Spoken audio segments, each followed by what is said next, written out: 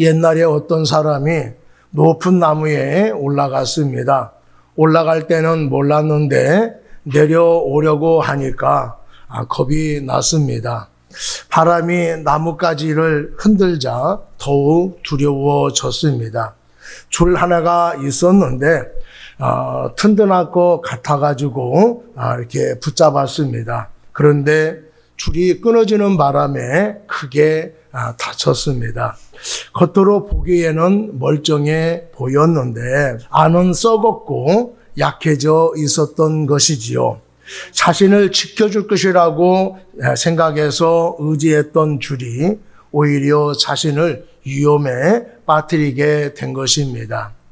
북이스라엘의 마지막 왕이 호세아입니다. 나라를 지키기 위해서 튼튼해 보이는 이집트를 의지했습니다. 그는 그동안에 아수르에게 조공을 바치면서 권력을 유지해 왔습니다. 그러나 아수르가 더 이상 강해지지 않을 것 같아서 이집트에 도움을 요청했습니다. 이집트는 겉으로 보기에 강대국처럼 보였지만은 힘이 약해져서 누구를 도와줄 형편이 못 되었습니다. 호세아는 그것도 모르고 이집트가 튼튼한 동아줄인 줄 알고 의지했는데 썩은 동아줄이었던 것이지요.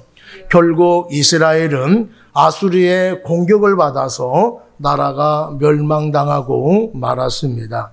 북이스라엘은 여로보암이 초대 왕이 되고 난 뒤에 208년 만에 BC 720년에 마침내 나라가 멸망당하고 말았습니다. 호세아가 상황을 잘못 판단하는 정치적인 미숙으로 인해서 나라가 멸망당한 것처럼 보이지만은 그 이면에는 하나님께서 북이스라엘을 심판하신 것입니다. 그렇다면은 이스라엘은 왜 멸망을 당했을까요? 하나님께서 북이스라엘을 버리신 이유가 무엇일까요? 오늘 첫 번째로 언약의 말씀을 버렸기 때문에 북이스라엘은 멸망당하고 말았습니다. 이스라엘은 하나님께서 특별히 선택하신 민족이었습니다. 이스라엘 백성들은 아무 능력도 없었고 이집트에서 노예로 살던 백성들이었습니다. 하나님은 이들을 놀라운 기적을 통하여서 해방시켜 주셨습니다. 홍해를 가르고 하늘에서 만나를 내려 주셨습니다. 날마다 구름 기둥과 불 기둥으로 인도하여 주었습니다. 하나님은 이스라엘 백성들과 시내산에서 언약을 체결했습니다. 출애굽기 19장 5절 6절 말씀에 보면은 세계가 다 내게 속하였나니 너희가 내 말을 잘 듣고 내 언약을 지키면 너희는 모든 민족 중에서 내 소유가 되겠고 너희가 내게 대하여 제사장 나라가 되며 거룩한 백성이 되리라. 너는 이 말을 이스라엘 자손에게 전할지라라고 말씀을 하셨습니다. 하나님께서 이 언약을 너희와 세운 언약의 피라고 말씀을 하셨습니다. 언약의 당사자 가운데에 어느 한쪽이 언약을 깨뜨렸을 때에 짐승의 운명처럼 될 것이라는 맹세인 것입니다. 무슨 일이 있어도 목숨을 걸고 반드시 지키겠다라고 하는 약속이었습니다. 이스라엘 백성들은 자신들을 해방시켜 주시고 필요한 것을 공급해 주신 하나님이기 때문에 이런 언약을 체결하지 않아도 하나님만을 섬겨야 합니다. 하나님의 특별한 사랑과 은혜를 받았는데 다른 신을 섬길 수가 있겠습니까? 그런데 이스라엘 백성들은 감사한 마음도 없었고 하나님을 절대적으로 신뢰하지도 않았습니다. 조금만 마음에 들지 않아도 불평하고 원망을 했습니다. 이렇게 살 바야 이집트로 돌아가서 사는 것이 훨씬 낫겠다라고 그렇게 말을 했습니다. 감사도 모르고 자신들의 마음대로 생각하고 행동하는 백성들이었습니다. 그래서 하나님께서 신명기 7장에 이렇게 말씀을 하셨습니다. 너희들이 가나안 땅에 들어가면은 그들과 어떤 언약도 맺지 말고 불쌍히 여기지도 말고 그들과 혼인하지도 말라. 그들에게 행할 것은 제단을 헐고 우상들을 불살라 버리라. 하나님을 인정하고 말씀을 지키면은 복을 주시고 번성하게 해 주시겠다라고 말씀을 하셨고, 또 그러나 하나님을 믿지 아니하고 하나님의 말씀에 순종하지 않으면은 보응하시겠다라고 말씀을 하셨습니다. 모든 백성들이 우리가 하나님만을 섬기지 어떤 신을 섬기겠습니까? 라고 하면서 하나님 염려 붙들어 매십시오 라고 맹세를 했습니다. 그런데 이스라엘 백성들이 피로 세운 언약을 까마득히 잃어버렸습니다. 잃어버린 것인지 아니면은 알고 있음에도 불구하고 모르는 채 하든지 하여간 약속을 지키지 않았습니다. 피로 세운 언약은 죽음을 각오한 언약의 말씀입니다. 조상이 한 약속이고 자신들이 하지 않았다 하더라도 그 언약은 영원한 것입니다. 언약을 지키지 않으면은 이스라엘 백성들은 가나안 땅에서 살지 못하게 되는 것입니다. 멸망당할 수밖에 없습니다. 하나님께서 언약을 지키지 않은 이스라엘 백성들을 어떻게 하셨습니까? 20절 한번 보겠습니다. 여호와께서 이스라엘의 온 족속을 버리사 괴롭게 하시며 노략군의 손에 넘기시고 마침내 그의 앞에서 쫓아내시니라. 하나님께서 이스라엘 백성들에게 은혜를 베풀지 않자 백성들에게 괴로운 일들이 따라오게 되었습니다. 하나님의 말씀을 듣지 않는 이스라엘 백성들이 괘씸해서 고통을 안겨주신 것이 아닙니다. 하나님이 은혜를 베풀어 주시지 않으니까 어려움을 이겨낼 수 없게 된 것입니다. 이스라엘이 멸망하기 전 20년 동안 왕조가 5번이나 바뀌면서 정치적으로, 경제적으로, 사회적으로 백성들은 많은 괴로움을 당했습니다. 그리고 기근과 흉년과 압제로 인하여서 고통을 당하였습니다. 결국에는 아수리의 공격을 받아서 사마리아 성이 무너지고 많은 사람들이 포로로 잡혀가게 되었습니다. 이렇게 이스라엘이 고통을 당하고 멸망하게 된 것은 하나님과의 맺은 언약을 지키지 아니하고 하나님께 계속 불순종했기 때문에 아수를 통하여서 멸망당하도록 내버려 두신 것입니다. 이스라엘 백성들에게 하나님의 언약은 가장 기본적인 것이었습니다. 그 기본적인 언약을 버렸을 때에 하나님의 은혜가 더 이상 공급되지 않아서 고통을 당하게 되어졌고 결국에는 나라가 멸망당하고 말았던 것입니다. 우리가 이런 것을 보면은 기본적인 거, 원리, 개념을 무시하면은 안 된다라고 하는 것을 알 수가 있습니다. 문제가 생기는 것을 보면은 기본적인 것을 지키지 않아서 생기는 것들이 대부분입니다. 당연히 지켜야 할 기본을 지키지 아니하고 자신이 하고 싶은 대로 했을 때에 문제가 생기는 것입니다. 이익이 되는 대로 하면은 어려움을 당할 수밖에 없습니다. 기본을 지키지 않거나 무시하게 되면은 사람이 죽는 일까지 벌어지게 되는 것입니다. 그래서 무시하면은 안 될 것이 기본적인 것이라고 하는 것을 우리가 알아야 합니다. 우리에게 신앙생활하는 데에 기본적인 것이 무엇일까요? 하나님의 말씀입니다. 또 주의를 거룩히 지켜서 예배 드리는 것입니다. 하나님의 말씀을 듣는 것이고 기도에 힘쓰는 것입니다. 이런 기본적인 것들을 우리들의 신앙을 바르게 만들고 강하게 만드는 것입니다. 그뿐만 아니라 신앙이 좋은 사람으로 성장하게 만들어 가는 것입니다. 하나님이 나에게 주시는 말씀, 또 깨달은 말씀대로 살아보려고 애를 써보시기를 바랍니다. 하나님을 바르게 믿어보려고 힘써야 할 것입니다. 그러면 하나님이 은혜를 지속적으로 베푸실 뿐만 아니라 축복받을 수 있는 사람으로 만들어 가실 것입니다. 두 번째로 하나님을 버리고 우상을 숭배했기 때문입니다.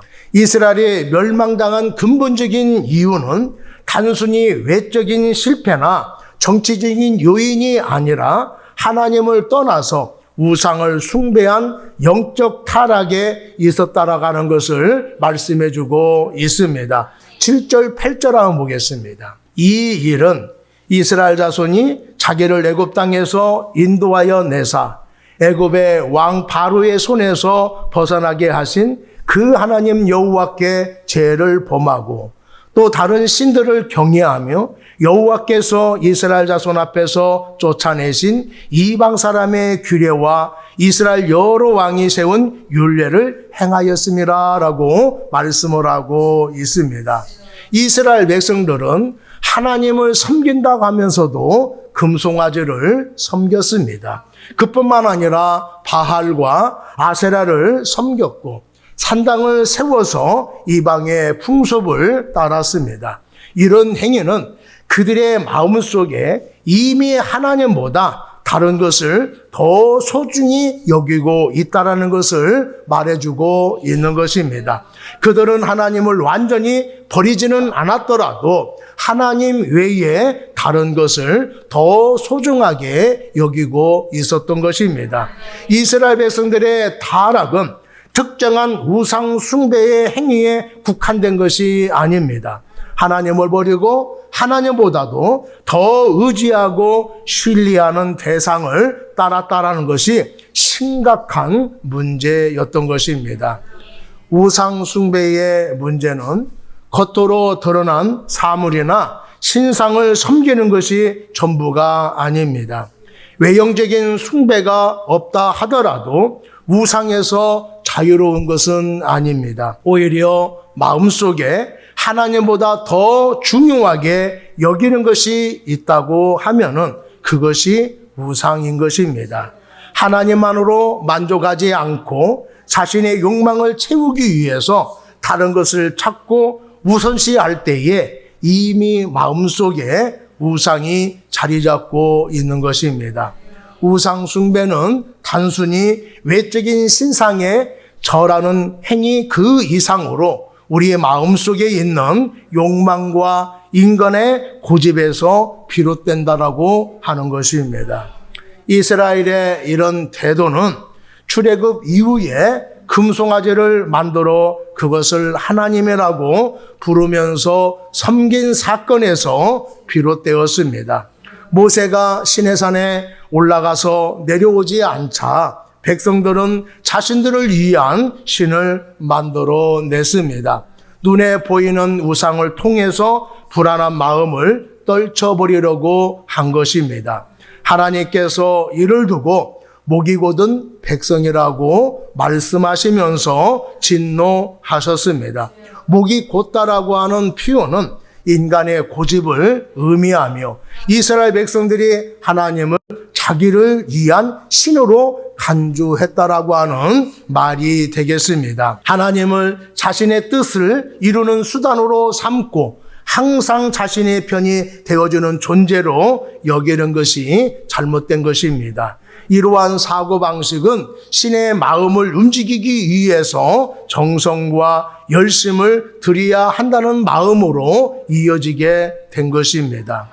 이로 인하여서 금송아지뿐만 아니라 바알과 아세라 목상 1월 성신을 숭배했고 산당에서의 분향을 했으며 자녀들을 불에 통과시키는 행위 등 다양한 형태의 우상 숭배가 나타나게 된 것입니다. 이 모든 것이 하나님을 이용하려는 인간의 욕망에서 비롯된 고집의 산물이었습니다. 오직 하나님을 믿고 섬기는 것이 아니라 어느 신이든지 나를 평안하게 해주고 번성하게 해주면은 된다는 마음을 갖고 있었던 것입니다. 세상 사람뿐만 아니라 하나님을 믿는 사람들도 그렇게 생각하고 있는 것입니다. 어느 날 성도 한 분이 목사님을 찾아왔습니다. 목사님을 찾아와서 목사님, 저는 우상을 섬긴 적도 없고 그런 것을 절대로 하지 않습니다 라고 말하자 목사님이 이렇게 물었습니다. 그렇다면은 무엇이 성도님을 가장 기쁘게 하며 무엇이 없으면은 불안하고 두렵습니까? 이 성도는 한참 생각하더니 돈과 명예입니다 라고 대답을 했습니다. 그러자 목사님이 바로 그것이 성도님의 마음속에 있는 우상입니다 라고 말해 주었습니다. 눈에 보이지 않아도 하나님보다 더 의지하는 것이 있으면은 그것이 곧 우상입니다. 하나님을 믿는다고 하면서도 하나님보다 더 다른 것을 사랑하고 의지하고 있었던 것이지요. 나를 잘 되게 해준다고 하면은 어떤 신이든지 개의치 않고 믿으려고 하는 것이 사람들의 마음입니다. 우상 숭배는 단지 어떤 형상을 세우고 절하는 것만으로 의미하지 않습니다. 우리의 마음속에 하나님보다 더 사랑하고 의지하고 있는 것이 있다 한다라면은 그것이 바로 우상인 것이지요. 그 우상은 하나님을 대신할 뿐만 아니라 언젠가 나를 무너뜨리게 될 것입니다. 하나님은 나 외에 다른 신을 섬기지 말라라고 말씀하셨습니다. 왜냐하면은 다른 어떤 것도 우리를 구원하고 지켜줄 수 없기 때문입니다. 오직 하나님만이 우리의 참된 구원자이시며 주인이십니다. 그렇기 때문에 우리는 날마다 우리의 마음을 점검해 봐야 합니다. 내가 정말 하나님만을 바라보고 있는가? 내가 지금 간절히 바라고 있는 그 일이 혹시 하나님보다 더 소중하게 생각하고 있는 것이 아닌가? 이런 질문을 통해서 우리는 우상 숭배의 유혹에서 벗어나야 할 것입니다. 하나님은 지금도 우리에게 말씀하고 있습니다. 나 외에 다른 신이 없느니라. 나만을 섬기라. 나만을 사랑하라. 여러분, 하나님 외에 다른 어떤 것도 신이 아닙니다. 형상에 지나지 않습니다. 하나님 말고 우리의 삶을 지켜줄 수 있는 신은 없습니다. 하나님을 이용하려고 신앙생활하지 마시고 하나님만을 사랑하고 하나님만을 의지하는 신앙을 가져야 할 것입니다. 그래야 죽음이 아닌 생명의 길로, 멸망이 아닌 형통의 길로 나갈 수가 있습니다. 세 번째로 선지자들의 권면과 경고를 무시했기 때문에 북이스라엘은 멸망을 당하게 되었습니다. 여러분, 혹시 부모님이나 배우자가 여러 번 주의를 주었는데 계속 말을 듣지 않아서 곤란한 상황에 처한 경험이 있을 것입니다. 예를 들어서 자녀들에게 길을 건널 때에는 꼭 좌우를 살펴보고 건너라고 몇 번이나 말했는데 그 말을 무시하고 뛰어가다가 사고가 난 적이 있을 것이고 또 사고가 날 뻔한 적도 있었을 것입니다. 배우자에게 당신은 귀가 팔랑귀이니까 사람들이 말하는 것을 조심해서 들어야 하고 누가 부탁을 하면은 그 자리에서 승낙하지 말고 꼭 나와 상의를 해야 돼라고 했음에도 불구하고 상의하지 않고 결정하는 바람에 곤란해지기도 하고 또 큰 손해를 본 적이 있을 것입니다. 걱정에 대해서 부탁을 하는데 그 말을 흘려듣거나 무시해 버리면은 어려움을 당할 수밖에 없습니다. 북이스라엘 백성들이 우상을 섬겼지만은 하나님께서는 그들을 여전히 사랑을 하셨습니다. 그래서 하나님은 선지자들을 보내셔서 하나님의 뜻을 전했습니다. 때로는 경고를 하시기도 했지만은 이스라엘 백성들이 그 말을 듣지 아니하고 무시해 버렸습니다. 13절, 14절 한번 보겠습니다. 여호와께서 각 선지자와 각 선견자를 통하여 이스라엘과 유다에게 지정하여 이르시기를 너희는 돌이켜 너희 악한 길에서 떠나 나의 명령과 율례를 지키되 내가 너희 조상들에게 명령하고 또 내 종 선지자들 통하여 너희에게 전한 모든 율례대로 행하라 하였으나 그들이 듣지 아니하고 그들의 목을 곧게 하기를 그들의 하나님 여호와를 믿지 아니하던 그들 조상들의 목같이 하여라고 말씀을 하고 있습니다. 하나님을 떠나 우상을 섬기고 있었을 때에 엘리야와 엘리사 같은 선지자를 보내셨습니다. 그를 통해서 놀라운 기적을 행하셔서 하나님이 얼마나 위대한 신인가를 보여주었습니다. 그러면서 너희가 어느 때까지 둘 사이에서 머뭇거리느냐? 여호와가 하나님이면 그를 따르고 바알이 하나님이면 그를 따르라라고 했지만은 백성들은 아무런 대답도 하지 않았습니다. 하나님께 돌아갈 마음이 없다라고 하는 것이지요. 호세아와 아모스와 요나 같은 선지자들은 사회의 부패와 불의 그리고 가식적인 종교 행위를 강하게 비판을 했습니다. 불공평과 탐욕을 멈추라고 외쳤습니다. 부자들은 자기 이익만 챙기고 가난한 사람들을 무시하는 모습을 하나님께서 매우 싫어하셨던 것이지요.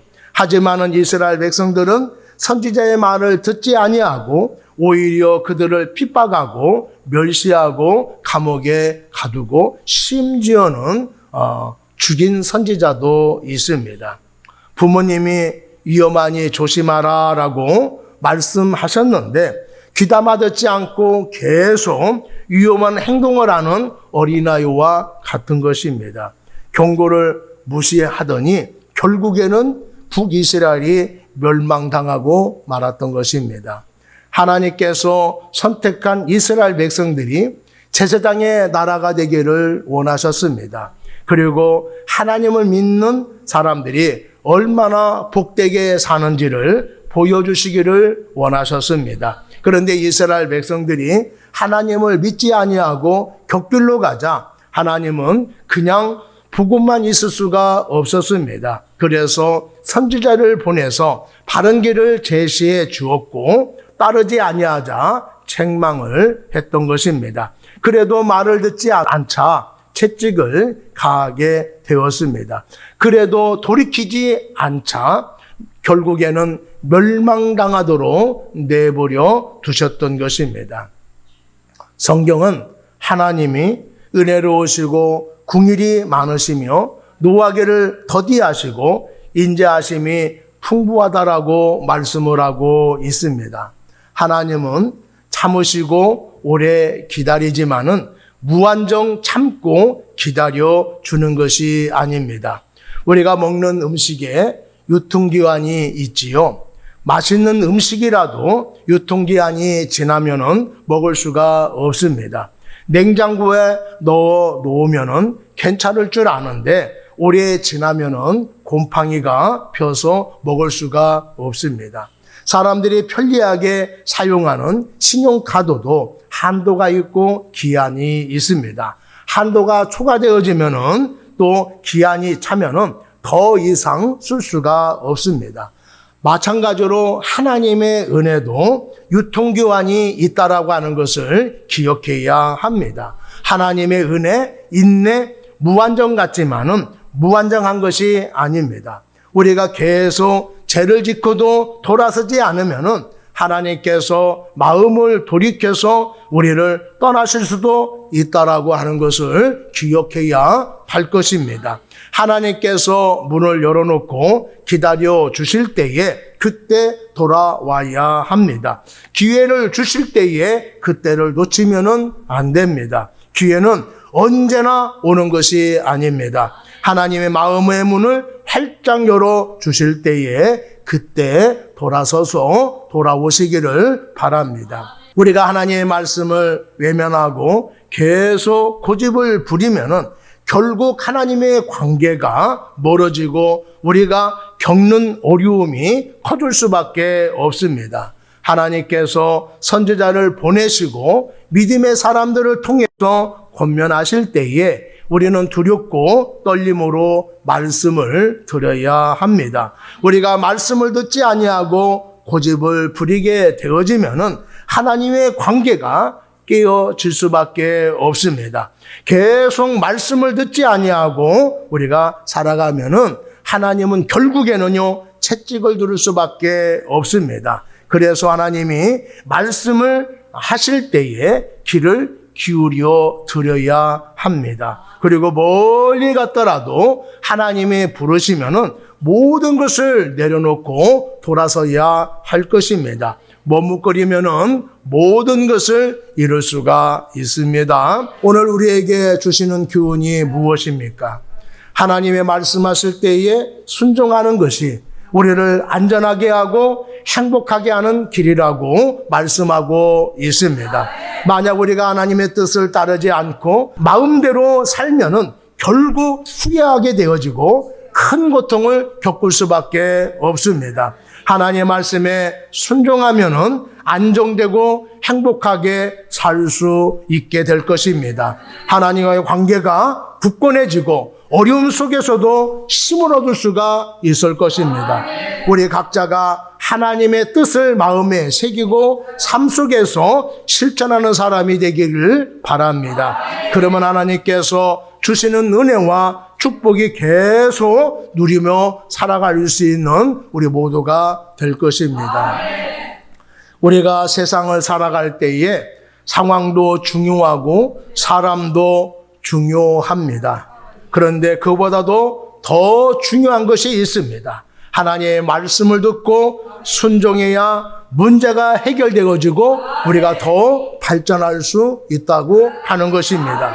만약 우리가 하나님의 뜻을 따르지 않고 마음대로 살게 되어지면은 결국 후회하게 되어지고 고통을 겪을 수밖에 없습니다. 그러나 하나님의 말씀에 순종하면은 안정이 되어지고 행복한 삶을 살게 될 것입니다. 여러분, 내 생각을 내려놓고 하나님의 말씀에 순종하면은 하나님의 관계가 굳건해집니다. 어려울 때에 힘을 없는 여러분들이 될 것입니다. 우리는 성공하고 싶고 당장 복을 받기 원해서 하나님을 이용하려는 마음을 버려야 합니다. 하나님 자체로 만족하고 신앙생활할 수 있는 우리 모두가 되기를 바랍니다. 하나님은 인간의 욕망을 채워주는 도구가 아닙니다. 우리의 삶 전체를 인도하시고 통치하시는 주권자이십니다. 하나님만이 우리의 생사화복을 주관하시는 유일하신 신이십니다. 힘들고 어려워도 마음대로 되지 않는다 하더라도 하나님을 떠나지 마시고 하나님을 의지하는 여러분이 되기를 바랍니다. 하나님이 함께 하시고 도와주셔서 예배에 놓으신 축복을 누려갈 수 있도록 여러분들을 인도하여 주실 것입니다.